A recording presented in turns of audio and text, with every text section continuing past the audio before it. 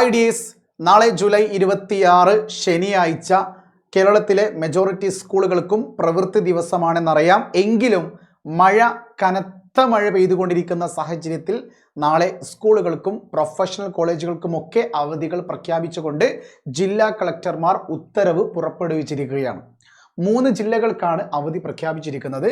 ഒന്ന് district collector പത്തനംതിട്ടയിൽ നിന്നും ഡിസ്ട്രിക്ട് കളക്ടർ, 2 എറണാകുളം ജില്ലയിൽ നിന്നും ഡിസ്ട്രിക്ട് കളക്ടർ, 3 കോട്ടയം ജില്ലയിൽ നിന്നും ഡിസ്ട്രിക്ട് കളക്ടർ. ഞാനിവിടെ കറക്റ്റ് അണ്ടർലൈൻ ചെയ്തിട്ടുണ്ട്.